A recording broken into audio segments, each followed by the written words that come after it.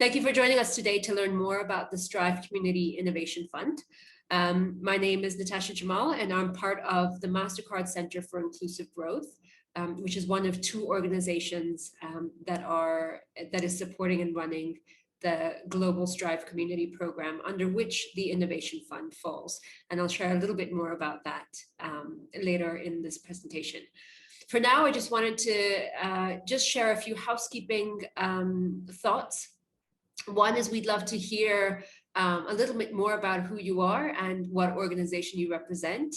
So if you are comfortable, please do pop your name and company in the chat, and we can get a sense of the different organizations that are represented here today and what some of your interests might be. The second is I will go through a rather short presentation outlining mostly the Strive Innovation Fund, some of the eligibility criteria, the timelines, etc. But we would love to hear and take any questions that you have. So if you have any questions, if you think of any questions while I'm presenting, please feel free to pop those into the chat box as well. We'll also open up the floor for questions at the end of the presentation. So if you prefer to ask in person, we'll be taking questions then. So without much more to say, I will kick off the presentation for today. Once again, thank you so much for joining us today to talk about the Strive Community Innovation Fund. I'll start very quickly by giving you an overview about what Strive Community is. It is a program that we launched, the MasterCard Center for Inclusive Growth launched with Caribou in about 2 months ago now, that aims to support 5 million micro and small businesses around the world. For those who aren't aware, the MasterCard Center for Inclusive Growth is the social impact arm of MasterCard. We sit within the organization, but we're really focused on how we can use the assets of MasterCard, whether that's our philanthropic funds, our employees and expertise, our partnerships, our technology. How can we bring all of this to bear as we think of driving social impact and supporting the growth and resilience of micro and small businesses? Caribou Digital is a research and advisory firm based out of the UK that has really been focused on social impact work and guiding a range of different organizations on how to refine their social impacts work and their social impact strategy. And so we've come together to launch Strive Community. The program is really focused, as I said, on the growth and resilience of micro and small businesses. And we are looking at 3 main areas where we would like to provide the focus to them. One is around helping them digitize business operations. So I don't think it's a surprise to any of us that the pandemic has done many things, and one of those has been accelerating the shift to digital for everyone.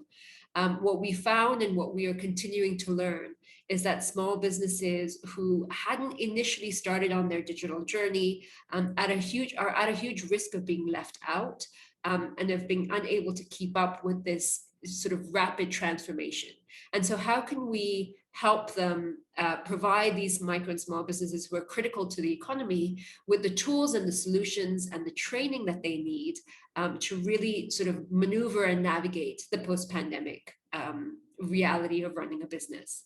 And so the 3 areas that we will focus on for Strive Community is really around, 1, digitizing their operations. So how can we help them move from sort of brick and mortar to online, for example? How do we help them move from accounting on a pen and a piece of paper to looking at digital solutions for that, etc. The second is helping support and increase the use of digital financial services. So it's not just about enabling them to access digital financial solutions, but really how do we then move from access to usage of that? And the third is how do we enable more effective participation in the digital marketplace? Again, one of the sort of realities of COVID and the pandemic, and something that we know is going to be critical for the growth of micro and small businesses as we move forward. So those are the 3 areas of focus that we'll be looking at for the program at large. We'll be working specifically with strategic partners in the program that will play a very important role for us. So we have this ambitious goal of reaching 5 million micro and small businesses. We know that to reach this scale, we aren't going to be able to do it by working directly with these 5 million micro and small businesses. So we are trying to identify who are those entrepreneurial support organizations that sit between us and those micro and small businesses. They can sit within the private sector, they can sit within the public sector, they can sit within NGOs, fintechs, but essentially organizations that already work with large networks of micro and small businesses. How can we as Strive Community partner with these organizations and provide these organizations with access to tools and content and advisory services so that they can better serve and better meet the needs of the large networks of micro and small businesses that they're already working with. So the idea of working with these ESOs, these entrepreneurial service organizations, is very critical to Strive Community, but more importantly, it's critical to enabling us to get to the scale that we have the ambition to get to. So that's a little bit of background and context about Strive Community and our broad big picture vision for what this program is going to look like. Let's delve a little bit deeper now into the Strive Community Innovation Fund.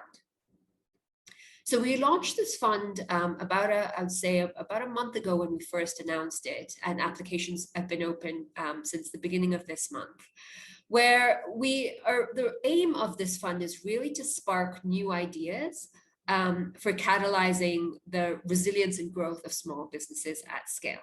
So we're looking for genuinely innovative, data-driven, digital-first solutions that put the micro and small business at the center and really help them, as I've been saying, sort of navigate the new realities of the post-pandemic environment or business environment. The fund in total makes available $1 million for these solutions. And we are really looking for solutions that target specifically small businesses that have under 10 employees. Within the Center for Inclusive Growth, we have a theory of change around the micro and small businesses that we think have the greatest potential to be catalysts of job creation and catalysts of change. We call these micro and small businesses strivers. And the way that we define a striver is that it says micro and small businesses that's been operating for anywhere from 1 to 3 years. They have under 10 employees, and most importantly, they have a mindset for growth or a propensity for growth. So if this sounds like a target or a segment that you have been going after, that you are trying to build solutions for, then this is a perfect match for an application to the Strive Innovation Fund. So the total amount of grant funding available is $1 million. We will be looking at anything up to $200,000 per grantee or per awardee to receive the funding and to develop and test their innovation. And we anticipate that the grant period would run anywhere from 12 to 18 months. So why should you apply? Being a Strive Community Innovation Fund grantee, absolutely, yes, gives access to you to up to $200,000 of grant funding to test and scale innovative ideas. But in addition to that, we're also very committed to providing other support services to you and your organization to help you in this process, in this testing process, and in this learning process, so it could be as meaningful as possible. So in addition to the funding, you will also have access to expertise from both MasterCard and Strive Community in the form of guidance and mentorship. We sort of help you co-develop or develop what the program could look like, help you navigate some of the challenges.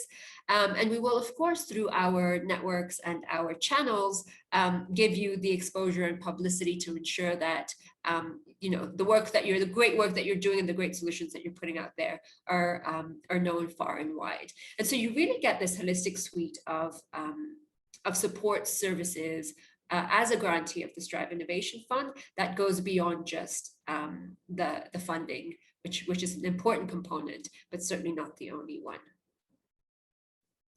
So let's talk a little bit about eligibility. Who should and can apply? So as we think about applicants specifically, I referred to this a little bit earlier, we're really looking at a wide plethora of applicants that can, either be a single organization or an entry across a sort of a consortia of multiple organizations. We're happy to look at anyone that's sitting within those entrepreneurial support organizations. So whether you're a nonprofit, a social enterprise, a startup, a private sector, fintech, or any other type of company, but looking at that large network of micro and small business, and really looking at sort of expertise in what you do. Looking at sort of really having an understanding of who the micro and small businesses that we're trying to serve, and essentially having a good piece of technology or innovation that you want to pilot, that you think is going to make long-lasting and sustainable change for these micro and small businesses. We're looking specifically at solutions that leverage a digital and data-first approach. So again, in line with just the reality of the world that we're living in today, in line with the real challenges that some of these micro and small businesses are facing to keep up with this rapid shift to digitization, how are we building solutions that leverage data and digital first to make this transition easier? We are looking for solutions that have the potential for measurable and positive impact, particularly as it relates to the growth or the resilience of small businesses. And we have a preference for implementation outside of the US and Canada. So we're happy to look at organizations that are headquartered or sort of anchored anywhere in the world, but we do have a preference for innovations that are being rolled out outside of the US and Canada.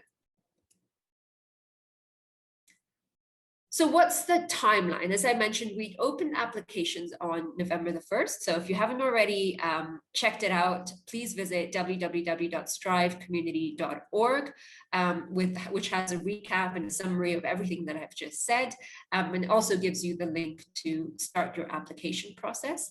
We will be closing applications on December the 17th. So you have about a month, just over a month left to do that.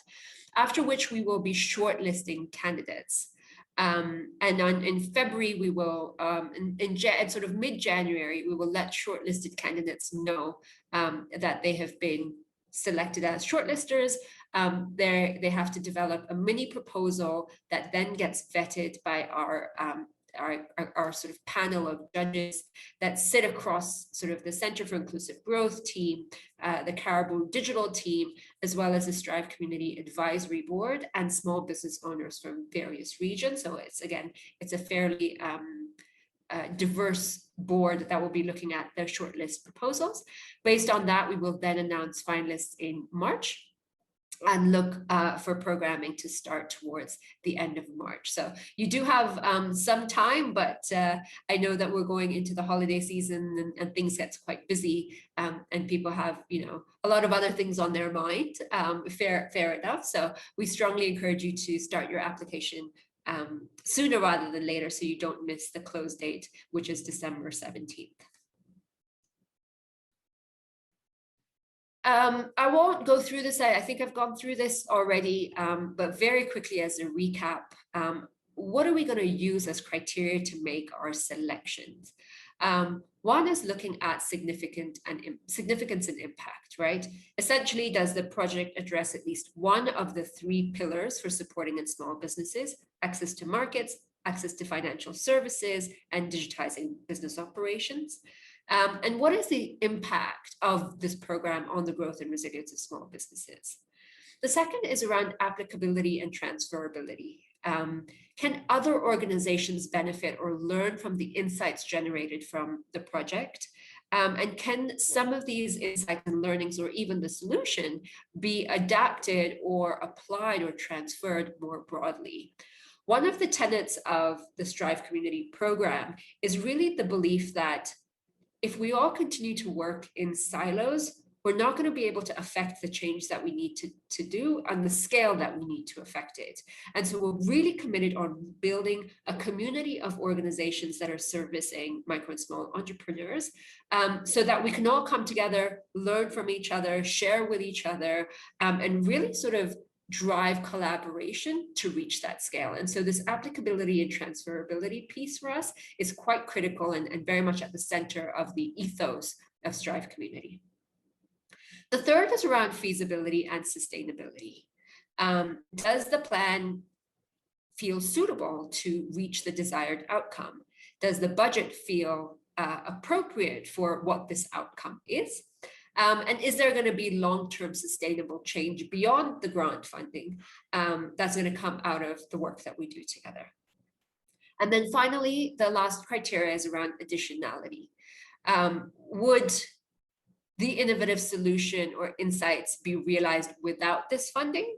Is there sort of other ways that this can happen, or is funding the only sort of plausible way for you to test and learn and pilot some of this work? And would the project be implemented in a more improved way if you'd had this grant, right? So what is this grant giving you that's over and above what you're already able to either receive from other sources or already do on your own? And so that's really the sort of the four very broad areas of how we're making the selection. And I will add to that as we think about solutions, we really are looking at, we're happy to look at, new solutions, but what we'd love to do is look at additions onto existing solutions. So if you have solutions where you need to make a change, or you can sort of add technology to it or build on what you're already doing, there's a new component to what you're already doing that you'd love to pilot, we'd love to hear some of those ideas, because I think what that means is that you have a successful model, you have a successful solution, and you're really trying to take it to the next level. And you need a little bit of grant funding to be able to sort of test and figure out what that next level looks like and how you can make incremental impact on some of the great work that you're already doing. So we'll also, factor that into consideration as we look at the different entries that come through.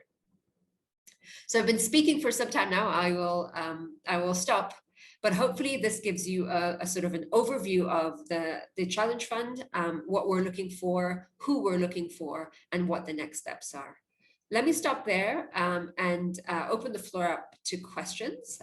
So, Jess, Annabelle, if I can ask you to let me know if there are any questions in the chat. If anyone wants to ask questions in person, please just raise your hand or jump in. And let's take it from there. Thanks, Natasha. I can help just read to you the questions that have been coming through while you've been presenting. Hi, everyone. I'm Jess from the Strive team.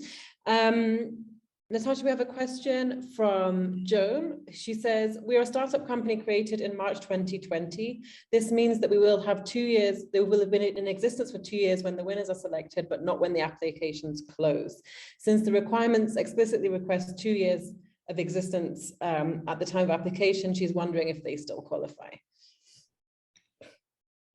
So, Joan, if I'm understanding correctly, you are 2 years old, but the organizations that you are working with, are they also 2 years old?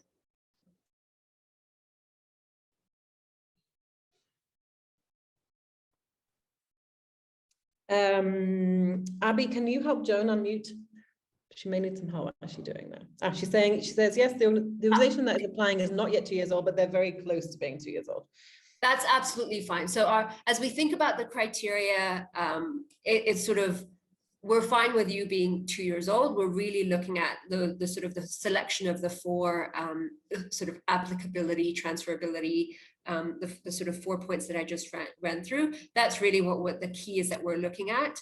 And our preference is that you would be working with micro and small businesses that are sort of 1 to 3 years old. But I think that if you are an established organization that has some established proof points and some established work under you, we'd be happy to receive your application. Exactly. I think we're just wanting to see some history of already working with small businesses for a certain period of time. And so you're very close to the number of years that we're looking for there. So I think that's totally fine. That's exactly right. And then we have a question from William Durban, who is with Opportunity International, if I'm remembering correctly from the chat. William asks, can banks apply? Absolutely. We are looking for everyone from private sector, public sector, NGOs. So absolutely happy for banks to apply. Again, sort of within the criteria of what we'd be looking for. Great. We just flip over to the other screen now. Okay, great. We have another question from Ian, who's with Future Impact. He says, you're focusing on solutions for the resilience and growth of small businesses. What about the resilience and growth of the entrepreneurs themselves who are running those small businesses, I guess? Will you consider innovations in entrepreneur capacity building and well-being?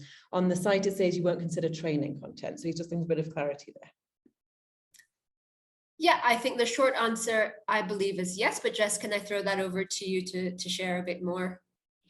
Yeah, sure. I think we would be interested in that, Ian. I think we are already investing in quite a bit of training content itself. But I think your organization actually focuses more on entrepreneur confidence and well-being and that kind of thing. And I think we would be interested in that because it's not just churning out more training assets and training content, but actually applying a methodology to confidence building and so on. So I think that is interesting to us for this. I think we'd be really excited to see some innovative techniques used in that.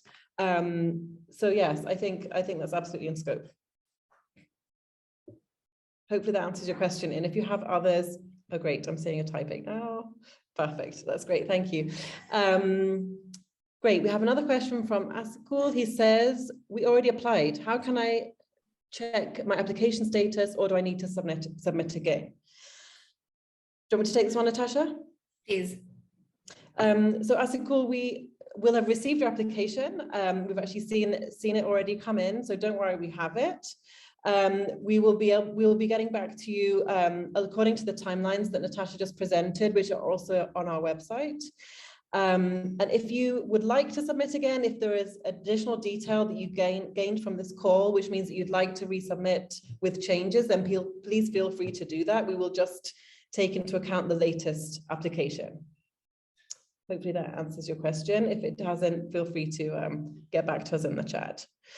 Okay, another question from Olubenga. He says, is it as a company below a year old qualified to apply? Natasha, I think in this case, it would be a similar answer to the previous question about duration, right? We're just looking for existing future to be an established entity with existing services or relationships with communities of small business. So if you have that sort of established entity and momentum, I think it's fine to apply. It'd be great if you can illustrate in your application how well established you are. So how many small businesses you're already serving, for example, that would be really useful. And then another question from the same person, does a company yet to register with CAC, I think that's the registering entity in Nigeria, qualify to apply? Natasha, do you want me to take that one?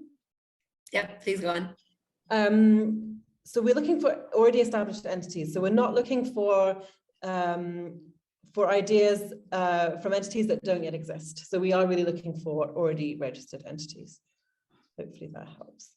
And we do welcome startups. I'm just seeing an additional question there. We do welcome startups, but again, from an already registered, already operating startup. I'm just going to flip back to the chat now. I see a few more questions in there. Another one from William. Is there a requirement for match funding for private sector players? No, I wouldn't say there's a requirement, William. I mean, I think as we look at private sector players, it would be great. I mean, I think we'd look at there's a lot of contribution in kind, right? So whether it's through sort of technology or capacity building, technical assistance, or there's stuff that you would be doing anyways as part of your day-to-day that I think we could take in kind, but we're not specifically requiring private sector funding to match funding. It would be nice. I think it would help potentially scale, sort of take programs or take innovations to a whole new level because there's an extra boost of funding, but it's not a requirement. Great, thank you, Natasha. A question from Michael Roth. He says, could you say a little more on the potential links with the MasterCard ecosystem, also in relation to other startup programs like StartPath? Yeah, that's a great question. I think sort of very transparently speaking, we'd have to take this on a case-by-case basis. So depending on the organizations that come through and the short list, there is certainly an ability, if we think there is a match, to connect you all into other networks within MasterCard or other teams within MasterCard, or refer you to the StartPath team. So there isn't, we sort of haven't got a sort of a defined process around this, so to speak, but certainly as given the center's role of trying to bring all of the assets to the table as we think about social impact, we definitely be looking at technologies and organizations on a case-to-case basis, and completely open to making those connections if we see that there is potential for them. Perfect. I have a question from Dennis Coleman. He says, my organization is focused on providing training for entrepreneurs and startups. Are we still eligible? I would say yes, Dennis. It's just that we would like to see something other, we would like to fund something other than the production of training assets. So really some innovative approach to the training, or perhaps building on the training base that you have to address some of the other aspects that are illustrated in those focus pillars that Natasha presented. So around digitizing operations for small businesses, access to financial services, and participation in markets. So if you're able to use the community of small businesses that you have through your training work, for example, and help them to unlock some of those other areas, then I think that's interesting. It's just that we are not looking to use the Innovation Fund to fund the creation of training assets. Hopefully that answers the question. Karen Farnell has a question. She says, can a consultancy submit in partnership with a business who is innovating around products for micro businesses, where the consultancy will provide research and insights to help identify and enhance products that will be tailored for the micro end user? Yes, I think we are happy for entries to come from individual organizations or from consortia. So we would be happy for sort of you to submit like a program that encapsulates multiple organizations. Exactly.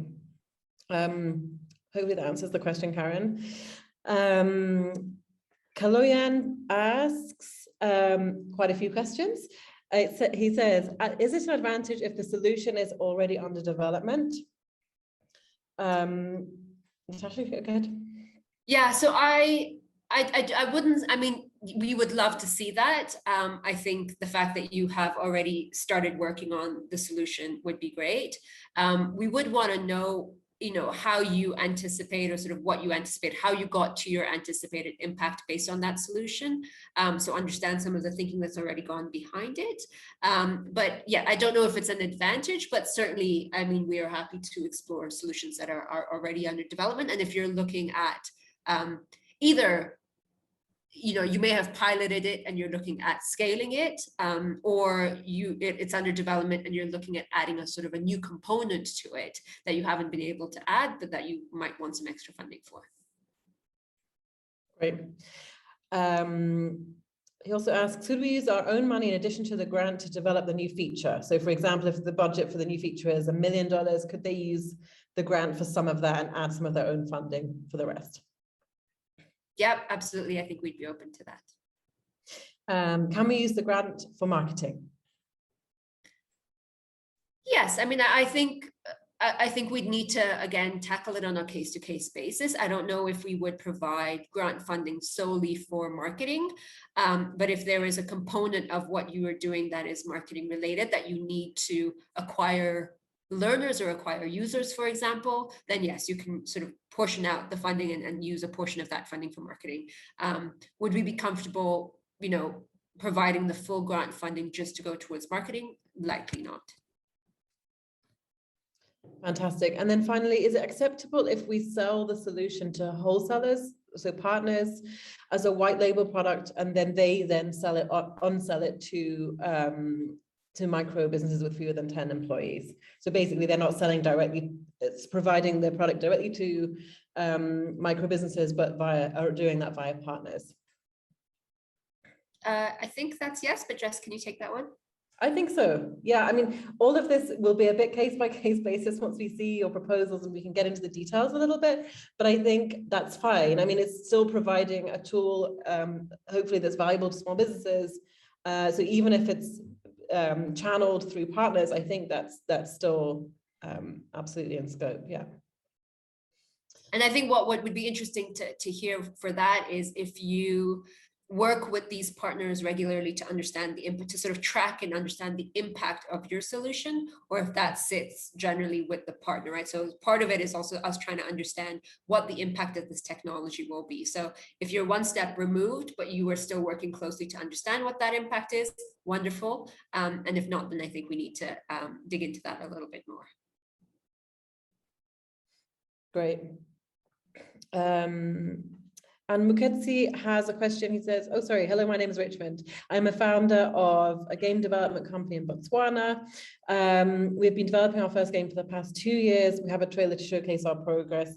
Do we qualify? I think absolutely yes. You've been in existence in it for 2 years. As long as your game is helping small businesses in some way, then yeah, we'd be happy to review it for sure. All right, let me just switch over to the questions again. Gazim says, is the number of employees a knockout criteria? So I guess how strict are we on the definition of small business? Yeah, I mean, our sort of a general guidance is under 10 employees. I guess what we're trying to communicate is that we are trying to aim for solutions that look at the micro segment or the sort of early stage of the small, rather than sort of veering into sort of later small and medium-sized businesses, right? So really sort of making sure that the target is around the sort of the micro and the small business owner. Of course, I mean, if they have 12 employees or 15 employees, or, you know, if it's a small variance on either end, that's not a problem, as long as it sort of sits within that micro and very small segment. Exactly. Dina asks, will I be able to get the recording of this webinar? Yes, of course, we will push this out through our social media channels. We're on Twitter and LinkedIn. We'll also add this to our website. So the opportunities page on the Strive community website is where we're hosting all the information related to this innovation fund. And we'll make sure that a recording of this webinar is available there as well. We should also be able to email you out a link to the recording as well. We'll just check that on our Zoom settings, but that should be possible too. William asks, do you have a gender or youth bias? We don't, William. I think our focus really is on looking at the micro and small business. Beyond that, sort of segmenting beyond that at the moment is not a focus for us. So certainly if your organization is looking at small businesses owned by women or small businesses owned by young people, that's totally fine. We're not sort of looking at it specifically, but we're not excluding it either. Great. Nadumo asks, are we eligible if we work with small NGOs and foundations and not businesses? Our solution digitizes log frame and theory of change for reporting in the cloud. Nadumo, to this question, I would say we really are looking to focus on programs that are supporting small businesses, not NGOs and foundations. We work with NGOs and foundations who they themselves support small businesses, but the end recipients of the tools and the capacity building that we're providing really will focus on small businesses with fewer than 10 employees. Hopefully that answers the question. Julia asks, do they have to be formalized merchants? No, we are happy for the micro and small businesses that you're serving to be both informal or formal. Great. And Salam asks, what about a business that's over 10 years old, but working on a new product that works for the grant? Salam, I think you're asking if your entity has existed for more than 10 years, but you have a new product that is serving small businesses. That's fine. It doesn't matter how long your entity has been in existence, which is as long as it's been in existence for long enough to have some momentum and you're relatively well established, That's what we're looking for. So if you've been in existence for longer than 10 years, then presumably you're very well established and you're absolutely eligible to apply as well. This is not a fund only for startups. We're interested in startups, established businesses, established NGOs, etc. So that sounds absolutely fine. But I'm just saying your next question, and just to clarify, the fund is not for granting to small businesses themselves. It may be also a small business by coincidence, but we're looking to fund organizations who serve small businesses with relevant tools or capacity building. Hopefully that helps a little bit. Natasha, do you have anything to add to that? No, I think you covered that. Great. Great, I think that's all the questions I can see for now. If there are any additional questions, please feel free to type them in the chat, in the Q&A, or you can raise your hand and we can unmute you to ask your question. Sami says, are we eligible to apply to expand an existing platform? Yeah, so I think if there's a new development or a new solution built on top of the existing platform, then yes. As long as there's a new component where, what we're really looking for, sort of what are some of those new innovative things out there that that haven't really had the opportunity to get funding to scale or pilot or test, right? So if you already have a platform and you want to make amendments to that platform to some sort, that will help you even sort of reach micro and small businesses even more, or serve them even better, or maximize your impact, then yes, we would be happy to take a look at applications around that. Great. Julia asks, what impact are you looking for in terms of the number of businesses impacted? Jess, can I throw that to you? Sure. So for this, Julia, I think since it's an innovation fund, we're not looking for scale here necessarily within the scope of the execution of this innovation fund project. We're really looking to prove that the innovation that you proposed is impactful to small businesses. Now, because this is a relatively small scale project, given the amount of funding and the duration, you may not reach huge scale within the project duration, but we're looking for solutions that have the potential to scale. So if it's a scalable solution, then we're definitely interested in supporting that. But we understand that within the innovation fund period, you may not be able to reach that scale yet. Hopefully that makes sense. Anasuya asks, if the solution exists in other countries but not in our country, will it be considered a new innovation? So I guess they're seeking funding to sort of replicate a solution that's active somewhere else and take it to a different market. Jess, I'll leave that one to you. Sure. I mean, possibly. I think it's still worth putting in an application, but since it's an innovation fund, we're really looking for something that's different, that's really testing out something, that's really pushing pushing on innovation. And so if it's straight replication of a business as usual sort of solution, I think that's less interesting to us than if it's with some element of innovation. Now that innovation might be around how you're scaling or how you're advertising the solution to small businesses or how you're reaching those small businesses. So if that's the case, then I think it would be in scope. But just straight up replication is not as interesting, but I think it would still be worth applying, and just say we can assess the sort of level of innovation in that solution through your application, if that makes sense. Someone asks, beyond outside of Canada and the US, do you have any target priority markets for the solutions? No, we don't. So we're happy to look at solutions that are being implemented anywhere. Great. What if a company solution has to do with helping youths to secure employment rather than supporting small business? I'd say that's slightly out of scope for us, because we are specifically focused on supporting existing businesses, even if they're sort of newish businesses that have been in operation for just 1 year. So we're not really playing in the youth employability space. unless these youth are already entrepreneurs and the program is supporting them, but they're entrepreneurs who happen to be young. But if it's youth employability, that's a little bit out of scope for us at the moment. Great. Joan asks, have you run this program before? And I can answer that one straight away. We haven't, because Strive is a brand new program. We launched the program just last month. So this is brand new, and this is our first innovation fund. If the total funds are $1 million, will you select 6 to 12 projects? What is the application and acceptance ratio? I can take this, Natasha, if you like. So yes, we're looking at around that number of projects.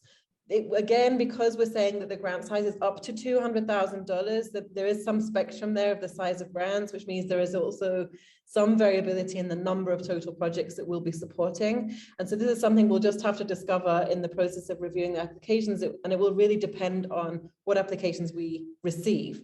And that means that I can't give a great answer on application and acceptance ratio, because we really don't know yet how many people will be applying. I think in future years, if we were to run something again, we would be able to look at past data and provide a better answer on that. But this is our first time doing this, and we don't have a good answer to that yet.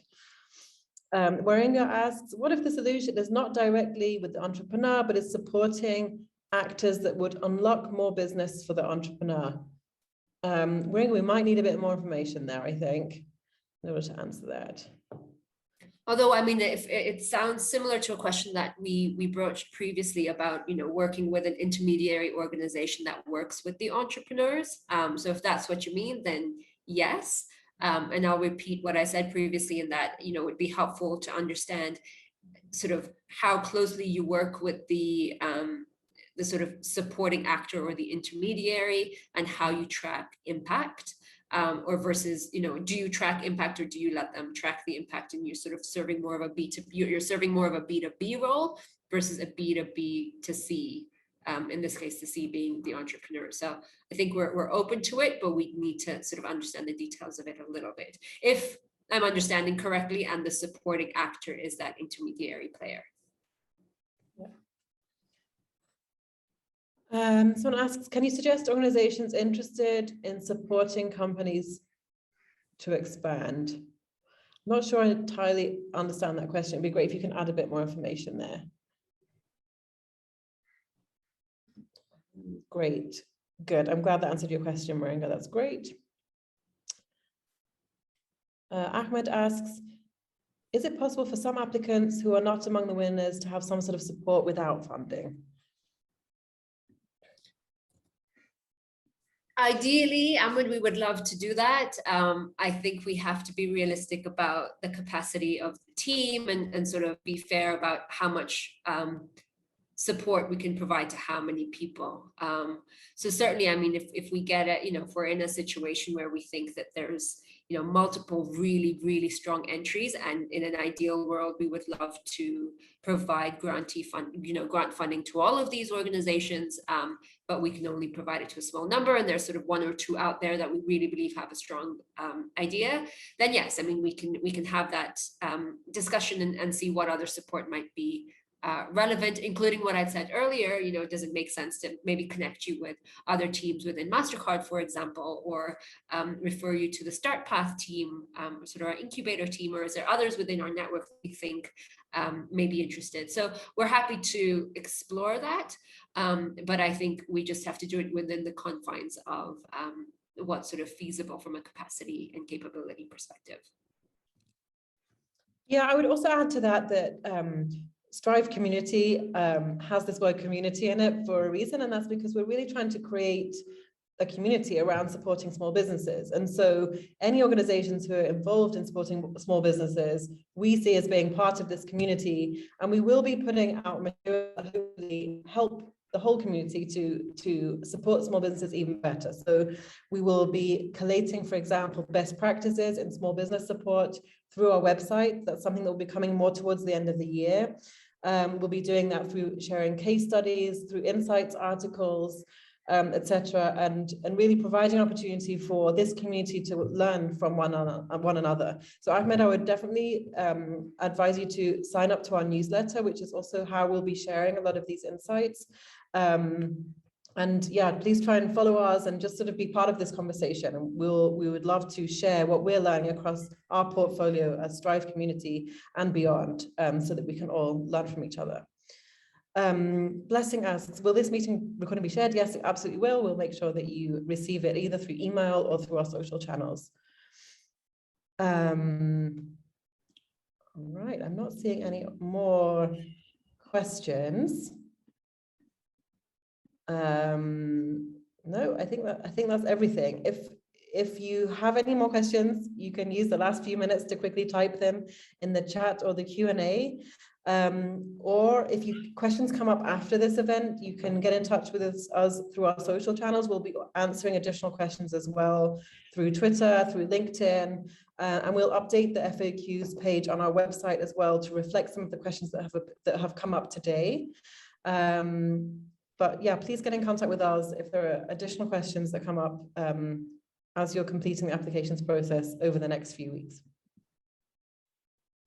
And thank you so much for the engagement. It was great to hear some of the questions and sort of what's on your mind. I think it helps us as well make sure that we are communicating effectively, but also that we're designing this in a way that's that makes sense. And that's going to be helpful for you. So we really appreciate you taking the time and sharing all of these very thoughtful questions. Absolutely. Great. Thank you so much, everybody.